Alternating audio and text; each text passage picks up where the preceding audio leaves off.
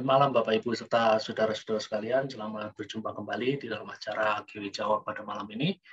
Pada malam ini kita akan bersama-sama belajar mengenai konsep hidup yang kekal. Oke, apakah yang dimaksud dengan hidup yang kekal? Itu yang akan menjadi fokus dari pembahasan kita malam ini. Jadi kalau kita berbicara mengenai hidup yang kekal itu adalah salah satu keyakinan sentral di dalam keyakinan atau di dalam iman Kristen. Sentral artinya sesuatu yang sangat-sangat penting sekali. Sesuatu yang menjadi jantung dari keyakinan orang-orang percaya sepanjang zaman. Hal ini dibuktikan dengan adanya frase atau kata hidup yang kekal itu di dalam salah satu pengakuan iman yang boleh dikata diterima secara global, diterima secara luas oleh orang-orang percaya dari segala macam golongan gereja di dunia ini, yakni pengakuan iman rasuli. Pengakuan iman rasuli itu sendiri agak panjang, namun yang ingin saya soroti pada hari ini adalah salah satu penggalan dari pengakuan iman rasuli. Nah, salah satu penggalan atau bagian terakhir dari pengakuan iman rasuli itu berkata seperti ini. Aku percaya kepada Roh Kudus, gereja yang kudus dan am, persekutuan orang kudus, pengampunan dosa, kebangkitan orang mati, dan kalimat atau kata yang terakhir adalah hidup yang kekal. Jadi aku percaya kepada hidup yang kekal. Jadi itulah sebabnya saya katakan bahwa hidup yang kekal adalah salah satu hal yang sentral, salah satu hal yang sangat-sangat penting di dalam pengakuan, di dalam keyakinan iman Kristiani. Dan kalau kita berbicara mengenai hidup yang kekal, pemahaman populer yang kerap terdengar di telinga kita ketika kita mendengar kata itu, hidup yang kekal itu kerap kali difahami sebagai hidup yang terus-menerus, tanpa batas waktu yang dialami oleh orang percaya di masa depan, di zaman yang akan datang. Yaitu pemahaman populer, pemahaman yang ada di kebanyakan orang percaya ketika kita tanya, apa sih pendapatmu mengenai hidup yang kekal? Kebanyakan dari antara mereka akan berkata, hidup yang kekal adalah hidup terus tanpa batas waktu yang dialami oleh orang percaya di masa depan. Nah, inti dari pandangan semacam ini adalah bahwa hidup yang kekal itu lebih dipahami secara kuantitatif, bukan secara kualitatif. Hidup yang kekal itu difahami lebih kepada seberapa lama. Seberapa lama, dalam bahasa Inggris ada istilah how long. Seberapa lama orang mengalami hal tersebut. Seberapa lama di sini kalau di dalam konteks pembicaraan kita adalah ya tidak ada batasnya, sangat panjang. Hidup yang kekal. Nah, ada istilah di dalam bahasa Inggris yang disebut dengan istilah everlasting. Everlasting love. Everlasting life, yaitu kehidupan yang tanpa batas waktu. Nah, itu hidup yang kekal. Dan yang kedua, hidup yang kekal itu lebih difahami sebagai fenomena atau pengalaman masa depan, bukan fenomena atau pengalaman sekarang ini. Nah, ini biasanya yang kita jumpai di kebanyakan orang lah. Kalau kita bertanya mengenai apa sih yang kamu maksud dengan hidup yang kekal, ya mereka lebih memahami ya seperti ini. Hidup yang kekal itu lebih dipahami secara kuantitatif. Hidup yang kekal itu lebih dipahami sebagai fenomena masa depan, bukan fenomena sekarang ini. Nah, lalu pertanyaannya adalah bagaimana Alkitab itu sendiri memandang hidup yang kekal? What the Bible says. Jadi apa yang dikatakan oleh Alkitab mengenai hidup yang kekal? Nah, di sini pertama-tama saya akan mengajak Anda untuk melihat bagaimana Perjanjian Lama memahami hidup yang kekal. Saya ajak Anda melihat di dalam kitab Daniel pasal 12 ayat yang kedua. Di dalam kitab Daniel pasal 12 ayat yang kedua, di sana dikatakan, dan banyak dari antara orang-orang yang telah tidur di dalam debu tanah akan bangun Sebagian untuk mendapat hidup yang kekal, sebagian untuk mengalami kehinaan dan kengerian yang kekal. Jadi perhatikan baik-baik. Banyak orang dari antara orang-orang yang telah tidur dalam debu yang tanah, ini menunjuk pada orang-orang yang mati. Orang-orang yang sudah dikuburkan. Di sini dikatakan, mereka akan bangun. Sebagian untuk mendapat hidup yang kekal, dan sebagian untuk mengalami kehinaan dan kengerian yang kekal. Jadi kalau kita perhatikan di sini, ya, di dalam kitab Daniel ini, hidup yang kekal itu menunjuk pada fenomena masa depan. Bukan fenomena saat ini. Nah, kemudian kita lihat sekarang suatu bagian di dalam Injil Markus 10 ayat 30. Di dalam Injil Markus 10 ayat 30 dikatakan orang itu sekarang pada masa ini juga akan menerima kembali 100 kali lipat. Rumah, saudara laki-laki, saudara perempuan, ibu, anak, dan ladang. Sekalipun disertai berbagai penganiayaan, dan pada zaman yang akan datang, ia akan menerima hidup yang kekal.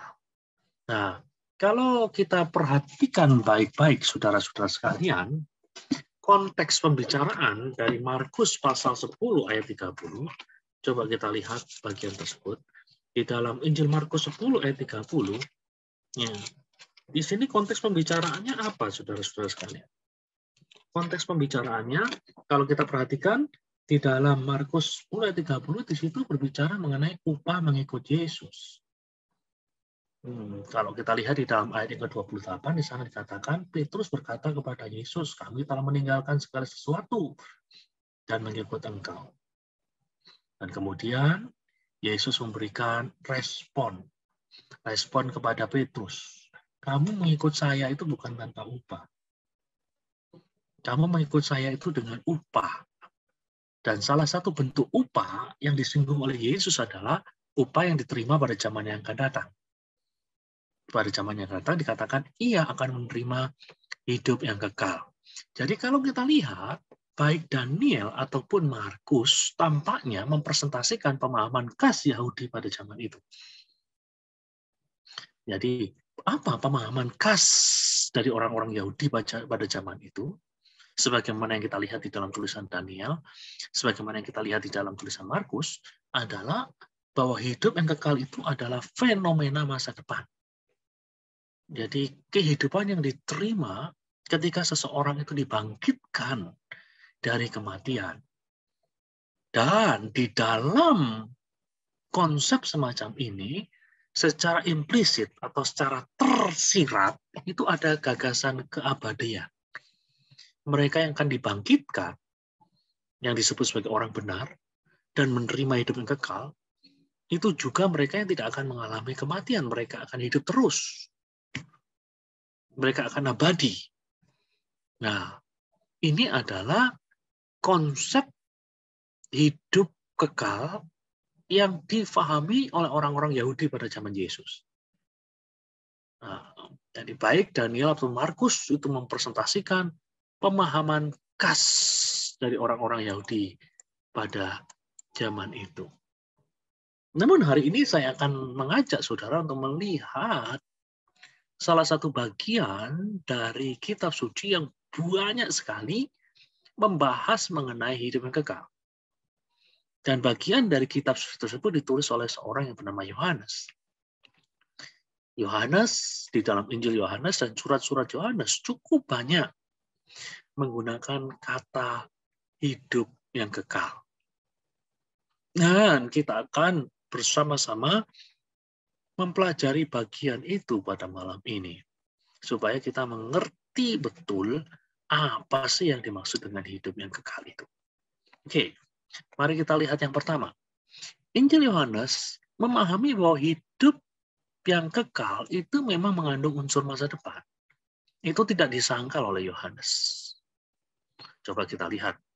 Di dalam Injil Yohanes 6 ayat 39 dan ayat yang ke-40. Di sana dikatakan, dan inilah kehendak Dia yang telah mengutus aku. Yaitu supaya dari semua yang telah diberikannya kepadaku, jangan ada yang hilang. Tetapi supaya aku bangkitkan pada akhir zaman. Sebab inilah kehendak Bapakku, yaitu supaya setiap orang yang melihat Anak dan yang percaya kepadanya beroleh hidup yang kekal, dan supaya aku membangkitkannya pada akhir zaman. Jadi kita lihat di sini, Yohanes memahami hidup yang kekal juga sebagai suatu fenomena akhir zaman. Suatu fenomena yang terkait dengan peristiwa kebangkitan orang-orang mati pada akhir zaman. Yang dialami oleh orang-orang yang percaya kepada Yesus, mereka akan dibangkitkan pada akhir zaman untuk menerima hidup yang kekal. Jadi Yohanes sekali lagi berbicara hidup yang kekal itu memang mengandung unsur masa depan. Suatu pemahaman yang menjadi pemahaman dari Daniel, suatu pemahaman yang jadi pemahaman dari penulis Injil Markus. Nah, namun demikian, ada sesuatu yang khas di dalam tulisan Yohanes. Apa sesuatu yang khas itu? Sesuatu yang khas itu adalah bagi Yohanes hidup yang kekal bukan semata-mata suatu fenomena masa depan, suatu pengalaman masa depan, tetapi juga suatu fenomena atau pengalaman yang bisa dirasakan pada masa kini. Nah, ini yang tidak dijumpai di tulisan-tulisan orang-orang Yahudi pada zaman itu. Ataupun di dalam Perjanjian Lama. Di dalam Perjanjian Lama dan di dalam tulisan orang-orang Yahudi pada waktu itu, bahkan di dalam tulisan penginjil seperti Markus, kalau kita lihat hidup yang kekal itu difahami sebagai pengalaman nanti, di masa depan, di akhir zaman. Ketika orang-orang mati mengalami kebangkitan. Gitu. Namun tidak demikian dengan Yohanes. Yohanes mengatakan betul apa yang Anda katakan. Kalau Yohanes diberi kesempatan untuk berdialog dengan orang-orang yang hidup dalam masa Perjanjian Lama, kalau Yohanes diberi kesempatan untuk berdialog dengan orang-orang Yahudi pada zamannya, dia mengatakan betul apa yang kamu katakan. Kalau hidup yang kekal itu memang fenomena masa depan, tetapi saya ingin mengatakan sesuatu yang gak berbeda dari kamu. Seolah-olah Yohanes berkata seperti itu. Bagi Yohanes, hidup yang kekal bukan hanya fenomena yang bisa dialami di masa depan, namun juga di masa kini. Kita akan melihat di dalam Yohanes pasal 5 ayat 24 dan Yohanes pasal 5 ayat 25. Di sana dikatakan, aku berkata kepadamu, sesungguhnya barang siapa mendengar perkataanku dan percaya kepada dia yang mengutus aku, ia mempunyai hidup yang kekal. Perhatikan. Nah, barang siapa yang mendengar perkataanku dan percaya kepada dia yang mengutus aku, dikatakan ia mempunyai hidup yang kekal. Dan tidak turut dihukum, sebab ia sudah pindah dari dalam maut ke dalam hidup. Ayat 25 ini yang cukup penting. Aku berkata kepadamu, sesungguhnya saatnya akan tiba. Perhatikan kata yang saya cetak hijau. Saatnya akan tiba, dan perhatikan baik-baik, sudah tiba. Bahwa orang-orang mati akan mendengar suara Anak Allah, dan mereka yang mendengarnya akan hidup. Kalau kita baca pasal 5 ayat 25 ini, kita melihat sesuatu yang kelihatannya kontradiktif. Akan tiba, tetapi sudah tiba. Orang-orang mati akan mendengarkan suara Anak Allah, dan mereka yang mendengarnya akan hidup. Nah, apa sebenarnya yang tidak disampaikan oleh Yohanes ketika dia berkata, akan tiba dan sudah tiba? Jadi perhatikan, kata sudah tiba, yang saya cetak hijau itu di biru, sudah tiba. Nah, ini yang penting. Nah, perhatikan kata sudah tiba. Kata sudah tiba itu sebenarnya terjemahan dari kata dalam bahasa Yunani nun. Nun di dalam bahasa Yunani itu bisa berarti sekarang. Jadi kalau boleh saya ganti sedikit ya. Terjemahan dari LAI di dalam Yohanes pasal 5 ayat 25, di sana dikatakan, aku berkata kepadamu sesungguhnya saatnya akan tiba dan sekarang sudah ada di tengah-tengah kita, atau sudah tiba, bahwa orang-orang mati akan mendengar suara Anak Allah dan mereka mendengarnya akan hidup. Nah, jadi sekali lagi, saatnya akan tiba dan sudah tiba sekarang, orang-orang mati akan mendengar suaranya dan mereka yang mendengarnya akan hidup. Nah, di sini kita melihat sesuatu yang khas Yohanes. Jadi bagi Yohanes, hidup yang kekal itu bukan hanya fenomena masa depan, namun juga menjadi fenomena masa kini. Atau dengan kata lain, seperti yang muncul di dalam slide yang saya bikin, kehidupan kekal adalah suatu fenomena yang sudah pasti terjadi di masa yang akan datang. Fenomena yang akan kita alami sebagai orang-orang percaya. Apa itu? Kebangkitan tubuh. Namun demikian, kehidupan kekal itu juga merupakan fenomena masa kini. Yang dialami oleh orang-orang yang percaya kepada Yesus. Jadi tidak perlu menunggu masa depan itu datang. Namun hari ini kita bisa mengalami hidup yang kekal itu. Nah, jadi itu yang tidak dikatakan oleh Yohanes. Kehidupan kekal juga merupakan suatu fenomena masa kini yang dialami oleh orang-orang yang percaya kepada Yesus. Jadi di dalam bagian ini sebenarnya kita melihat orang-orang mati di sini menunjuk kepada dua bentuk kematian. Yaitu orang-orang yang mati rohani saat ini sudah mendengar. Jadi orang-orang yang mati, yang rohani, yang mendengar berita Injil, dan kemudian percaya, mereka itulah yang sudah mengalami hidup yang kekal ini. Nah, itu orang-orang yang mati secara rohani, saat ini sudah mengalami hidup yang kekal itu ketika mereka percaya kepada Yesus. Mereka telah hidup secara rohani. Namun suatu saat, kalau Kristus belum datang, orang-orang yang sudah hidup secara rohani, sudah bangun dari kematian rohaninya, ini kan akan mati secara fisik. Akan mati secara fisik.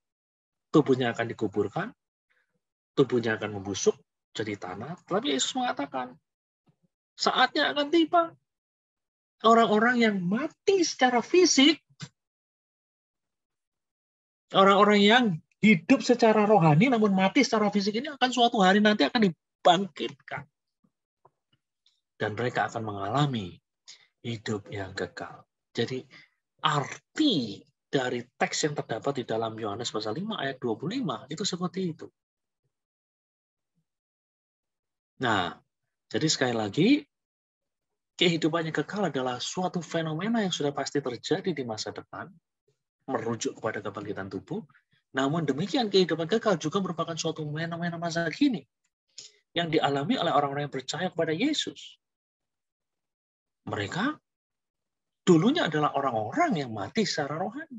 Namun kini memiliki hidup yang kekal itu secara rohani dalam Kristus.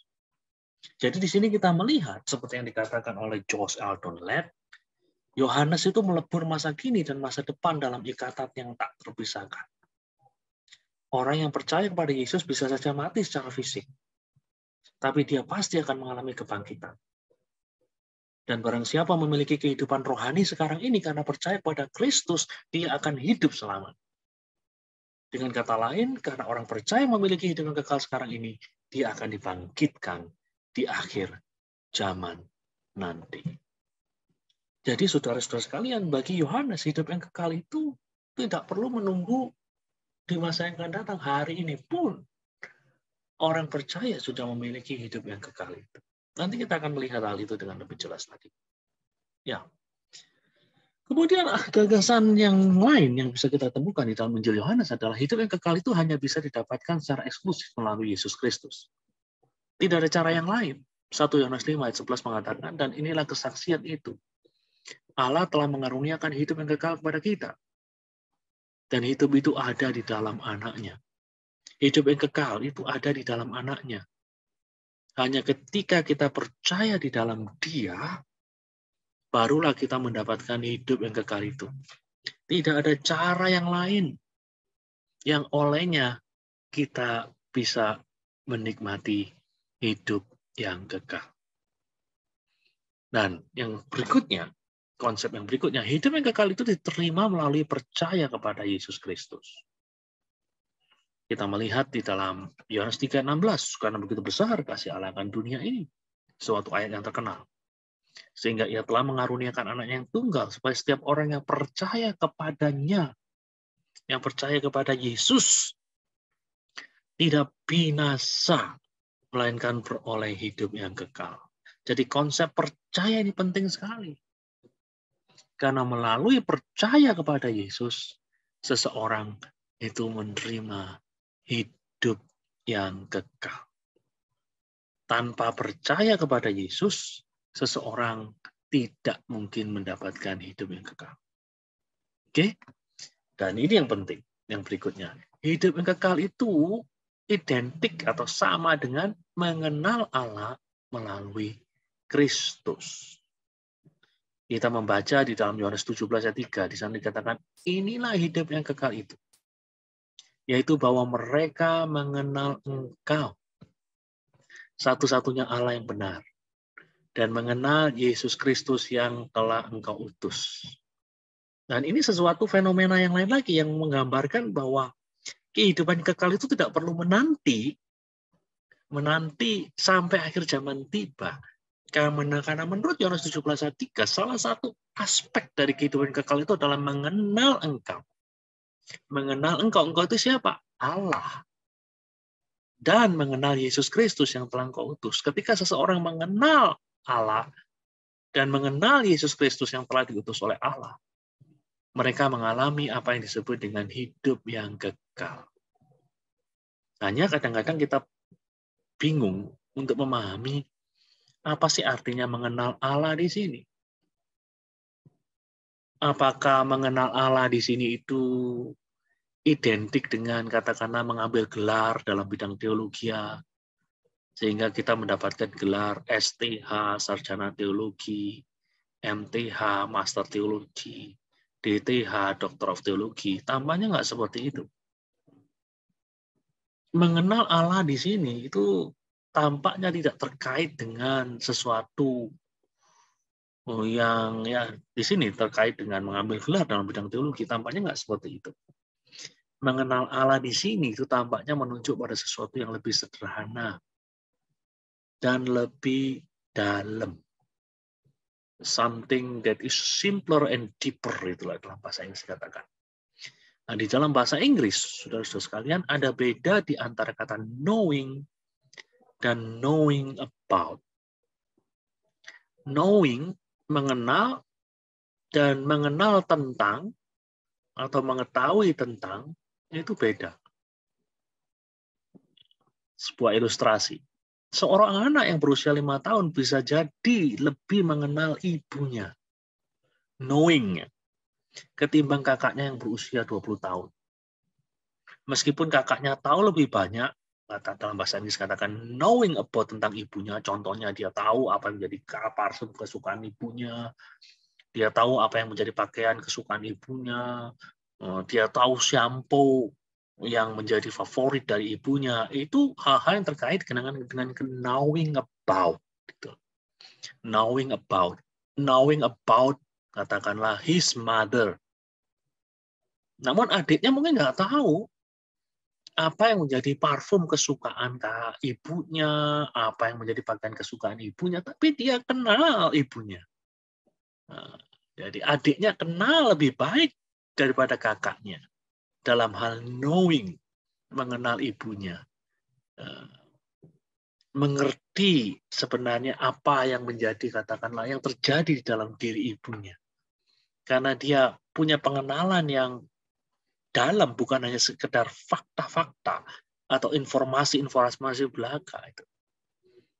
Nah, demikian juga seorang petani yang sederhana bisa jadi lebih kenal Allah ketimbang seorang ahli teologi yang tahu lebih banyak mengenai Allah. Seorang ahli teologi mungkin bisa menjelaskan karakter-karakter Allah, apa yang dimaksud dengan Maha Kuasa, apa yang dimaksud dengan Maha Tahu, apa yang dimaksud dengan Trinitas, dan lain sebagainya. Seorang petani yang sederhana bisa jadi tidak bisa menjelaskan apa sih yang dimaksud dengan kemahatauan Allah, apa sih yang dimaksud dengan kemahahadiran Allah, apa sih yang dimaksud dengan Trinitas. Mungkin dia nggak bisa jelasin, tetapi dia bisa jadi punya pengenalan yang lebih dalam ketimbang seorang ahli teologi yang tahu lebih banyak mengenai Allah. Jadi karena petani tersebut mengenal Allah melalui pengalaman hidupnya, melalui pengalaman dirinya pribadi, sehingga dia lebih mengenal Allah. Nah, itulah sebabnya di dalam bahasa Inggris ada istilah knowing God and knowing about God. Jadi seorang ahli teologi tahu banyak tentang Tuhan, about God. Seorang petani tidak tahu banyak tentang Tuhan. Mungkin dia tahu sedikit tentang Tuhan. Dalam knowing about God, dia masih kalah jauh dari seorang ahli teologi. Namun bisa jadi dia menang banyak ketika kalimat about itu dicoret, sehingga yang ada adalah knowing God. Knowing God itu beda dengan knowing about God. Ya, tahu tentang Tuhan itu berbeda dengan mengenal Tuhan. Seorang petani bisa jadi mengenal Tuhan lebih baik, walaupun dia tidak tahu banyak fakta-fakta, tidak tahu banyak informasi mengenai Tuhan. Nah, kalau kita berbicara mengenal Allah di dalam Injil Yohanes, yang dikaitkan dengan hidup yang kekal itu, yang dimaksudkan di sini adalah lebih kepada pengenalan akan Allah, knowing God, bukan knowing about God. Nah, itu. Jadi mengenal Allah di dalam Injil Yohanes lebih ditekankan pada aspek pengalaman dan pengenalan seorang pribadi ketimbang pada fakta-fakta atau informasi mengenai Allah. Nah, jadi ada aspek pengalaman yang kita lihat di sini. Dan Yohanes mengatakan, ya inilah sebenarnya rahasia untuk mengalami hidup yang kekal itu. Rahasia untuk mengalami atau untuk mendapatkan hidup yang kekal itu adalah mengenal Allah melalui Yesus Kristus. Jadi pengenalan pribadi. Pengenalan pribadi akan Allah melalui Yesus Kristus. Sekali lagi bukan pengenalan tentang Allah, tapi pengenalan akan Allah melalui Yesus Kristus. Allah Bapa ada di surga. Namun melalui Kristus dia menyatakan dirinya kepada manusia. Supaya manusia bisa mengenal dia. Seperti seorang anak mengenal bapaknya. Yang mengasihi dia. Nah, ini sesuatu yang menarik sekali. Jadi pendeknya hidup yang kekal itu adalah hidup yang terus bertumbuh dalam pengenalan akan Allah. Jadi semakin kita mengenal Allah lebih dalam, jadi semakin kita mengalami berbagai aspek dari dari hidup yang kekal itu. Dan pengalaman ini pernah dialami oleh Agustinus ya, ketika dia berbicara mengenai Allah dengan ibunya, ketika dia berbicara mengenai hal-hal rohani dengan ibunya yang bernama Monica di sebuah tempat tidak jauh dari kota Roma. Mereka bisa terlibat di dalam pembicaraan mengenai Allah sampai berjam-jam lamanya. Dan Agustinus sendiri bersaksi adalah bahwa tampaknya waktu itu seperti lenyap. Dan pembicaraan mereka bukannya menjadi suatu pembicaraan yang semakin lama semakin membosankan. Tapi pembicaraan itu menjadi sesuatu yang semakin menggairahkan. Semakin menyenangkan. Sebab mendatangkan sukacita. Sebab mendatangkan damai sejahtera. Pokoknya sesuatu yang luar biasa. Dan kemudian Agustinus bertutur, tampaknya mungkin seperti inilah hidup yang kekal itu. Nah, ini sesuatu yang cukup penting bagi kita. Hidup yang kekal bagi Yohanes bukan semata-mata kehidupan tanpa batas. Bagi Yohanes, kehidupan yang kekal itu lebih ke arah kualitas kehidupan. Bukan kepada kuantitas kehidupan. Bukan berarti kuantitas kehidupan itu tidak ada. Kuantitas kehidupan itu ada. Tetapi jangan lupa, kehidupan yang kekal itu lebih kepada kualitas hidup. Kualitas hidup dari orang-orang yang mengenal Allah yang menyatakan dirinya melalui Yesus Kristus. Oke, kita akan melangkah lebih jauh lagi. Target saya adalah untuk menunjukkan kepada Anda bahwa kehidupan yang kekal di dalam kitab suci, khususnya di dalam tulisan-tulisan Yohanes, itu lebih ditekankan kepada kualitas. Nah, lebih kepada how good, seberapa baik kehidupan itu. Bukan kepada how long, seberapa lama kehidupan yang kekal itu. Dan kita akan melihat lebih jauh lagi. Jadi, mengalami hidup yang kekal itu sama saja dengan mengalami kepuasan hidup yang luar biasa. Saya ajak Anda untuk melihat salah satu bagian dalam Injil Yohanes pasal 4. Di dalam Injil Yohanes pasal 4 dikatakan, jawab Yesus kepadanya, barang siapa minum air ini, ia akan haus lagi. Tapi barang siapa minum air yang akan kuberikan kepadanya, ia tidak akan haus untuk selama-lamanya. Sebaliknya, air yang akan kuberikan kepadanya akan menjadi mata air di dalam dirinya yang terus-menerus memancar sampai kepada hidup yang kekal. Ya, di sini kita melihat hidup yang kekal itu dikaitkan dengan Yesus menggunakan ilustrasi air. Wanita Samaria mengambil air, minum air, tapi toh dia akan haus lagi. Dan dia harus datang lagi ke perigi Yakub dan kemudian mengambil air, minum lagi, nanti haus lagi, balik lagi ke perigi Yakub, minum lagi. Tapi Yesus mengatakan, barang siapa minum air yang diberikan kepadanya, ia tidak akan haus untuk selama-lamanya. Jadi, Yesus berbicara mengenai air di sini. Yang dimaksud air di sini, kalau kita lihat nanti dalam bagian lain dari Injil Yohanes, Yesus menunjukkan bahwa dirinya adalah air kehidupan itu sendiri, air hidup itu sendiri. Jadi ketika seseorang itu mendapatkan Yesus, ketika seseorang itu menerima Yesus, maka dia akan memiliki kepuasan, dan kepuasan ini dikaitkan dengan kehidupan kekal. Jadi kehidupan kekal, jadi ketika kita berbicara mengenai seseorang dikatakan mengalami kehidupan kekal, itu berarti bahwa seseorang itu juga mengalami kepuasan hidup. Dia tidak akan seperti perempuan dari Samaria ini, yang mengambil air, minum air, dan kemudian haus lagi. Rasa-rasanya memiliki kehausan yang tak terpuaskan sampai dia mati. Tapi di sini dikatakan mereka yang menerima Kristus, menerima air hidup itu, mereka tidak akan haus lagi. Mereka akan mengalami kepuasan yang sejati. Dan kepuasan itu dikaitkan dengan kehidupannya kekal. Jadi sekali lagi kita melihat bagaimana Yohanes memaparkan kehidupan yang kekal itu berbicara mengenai sesuatu yang terkait dengan kualitas kehidupan. Kehidupan yang mengalami kepuasan yang sejati.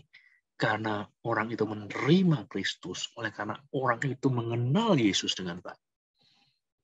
Jadi hidupan yang kekal sekali lagi berbicara mengenai kualitas, how good. Bukan semata-mata how long. Nah, itu. Dan hidup yang kekal, kalau kita perhatikan dengan lebih jauh lagi, adalah buah dari kasih karunia Allah. Nah, di sini kita menoleh kepada apa yang tertulis di dalam Roma 6 ayat 23. Nah, sebuah bagian yang cukup terkenal yang ditulis oleh Rasul Paulus. Rasul Paulus mengatakan, sebab upah dosa ialah maut. Tapi karunia Allah ialah hidup yang kekal dalam Kristus Yesus Tuhan kita. Karunia Allah adalah hidup yang kekal. Jadi kita lihat bahwa hidup yang kekal itu adalah karunia Allah. Hidup yang kekal adalah sesuatu yang tidak bisa dicapai oleh manusia dengan kekuatannya sendiri. Hidup yang kekal adalah sesuatu yang tidak bisa dicapai oleh manusia dengan amal perbuatannya. Hidup yang kekal tidak bisa dicapai dengan segala hal yang terbaik yang bisa dilakukan oleh manusia. Nggak bisa. Hidup yang kekal bukanlah hasil kinerja, hasil usaha dari manusia. Bukan. Menurut Rasul Paulus, hidup yang kekal adalah karunia Allah. Apa itu karunia? Karunia adalah sesuatu yang diterima oleh orang-orang secara free, secara gratis. Kata karunia di dalam bahasa Latin itu gratia. Dari kata gratia ini kita mengenal kata gratis, sesuatu yang diterima secara cuma-cuma. Bukan oleh karena kita hebat, bukan oleh karena kita suci, bukan oleh karena kita lebih baik, bukan. Tetapi oleh karena Allah berkenan memberikannya kepada kita. Hidup yang kekal di dalam Kristus Yesus adalah hasil dari kasih karunia Allah. Itulah sebabnya kita perlu bersyukur apabila kita boleh memperoleh hidup itu. Jadi sekali lagi Bapak Ibu serta saudara-saudara sekalian, saya mengajak Anda untuk melihat bahwa kehidupan yang kekal itu jangan semata-mata difahami sebagai how long. Seberapa lama. Jangan semata-mata difahami sebagai everlasting life. Kehidupan tanpa akhir. Konsep itu ada. Tetapi konsep itu tidak sempurna kalau tidak didampingi dengan apa yang dikatakan oleh Yohanes. Yang melihat hidup yang kekal itu bukan hanya semata-mata how long.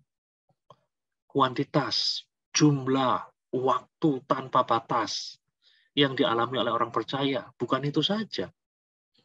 Bagi Yohanes, kehidupan yang kekal itu juga berbicara mengenai how good, seberapa baik kualitas kehidupan dari orang yang memilikinya. Orang yang memilikinya dikatakan adalah orang-orang yang mengenal Allah. Dan orang-orang yang mengenal Allah dengan lebih baik dari waktu ke waktu, dikatakan bahwa orang-orang itu mengalami kepuasan. Dan tidak akan pernah mengalami ketidakpuasan. Nah, inilah yang disebut dengan how good, seberapa baik. Jadi hidup yang kekal di dalam Alkitab bukan semata-mata berbicara mengenai kuantitas waktu, namun juga lebih banyak berbicara mengenai kualitas kehidupan. Nah, bagaimana dengan konsep Anda mengenai kehidupan yang kekal? Apakah selama ini Anda memahami kehidupan yang kekal hanya semata-mata sebagai suatu pengalaman yang akan dialami di akhir zaman? Ketika seseorang mengalami kebangkitan tubuh, itu tidak salah, itu benar, tetapi itu hanyalah salah satu sisi. Kalau kita menggunakan gambaran sebuah koin, itu hanyalah salah satu sisi dari koin. Kehidupan nanti di akhir zaman, ketika tubuh-tubuh yang sudah mati dibangkitkan, bukan hanya itu saja, ada sisi yang lain yang kadang-kadang terlupakan. Kehidupan yang kekal adalah suatu pengalaman masa kini. Pengalaman yang terkait dengan kualitas kehidupan dari orang-orang yang percaya kepada Tuhan. Dari orang-orang yang mengenal Tuhan. Dari orang-orang yang mengalami kepuasan hidup yang tidak bisa didapatkan di luar sana. Dan saya harapkan ketika kita mempelajari hidup yang kekal ini, kita betul-betul, ya katakanlah ada orang yang mengatakan, jangan sekedar menunggu, katakanlah sesuatu yang indah itu di sana. Sesuatu yang indah itu apa? Ya katakanlah kebangkitan tubuh, katakanlah langit dan bumi yang baru, jangan semata-mata menunggu itu datang, tapi biarkanlah sesuatu yang dari masa depan itu menginvasi masa kini dan membuat kehidupanmu yang saat ini gitu, menjadi suatu kehidupan yang memiliki kualitas yang indah sehingga setiap orang yang melihat hidupmu itu menjadi tertarik dan percaya kepada Yesus Kristus. Nah, itulah konsep kehidupan kekal yang bisa kita pelajari. Jadi dengan katakanlah berakhirnya pembahasan mengenai kehidupan kekal ini, saya harapkan seluruh jemaat GCL Roy Grogol telah mendapatkan pemahaman mendasar mengenai hal-hal yang perlu diketahui oleh orang-orang percaya. Basic every Christian should